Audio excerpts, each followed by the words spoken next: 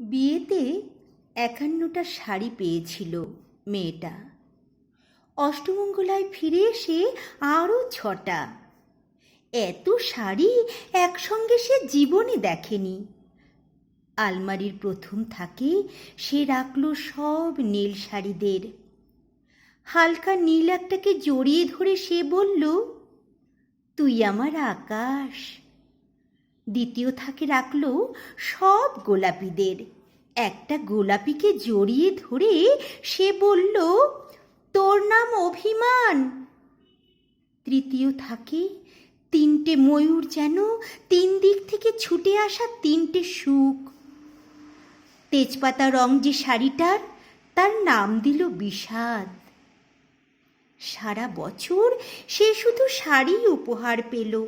এত শাড়ি সে কি করে এক জীবনে পরবে? কিন্তু বছর যেতে না যেতেই ঘটে গেল সেই ঘটনাটা।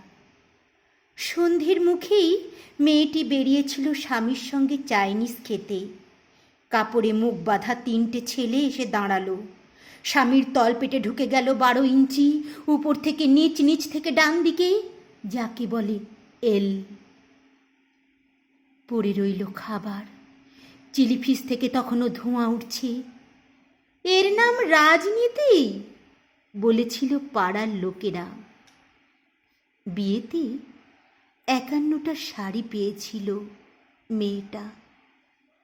অষ্টমঙ্গলায় ফিরে এসে আরও ৬টা।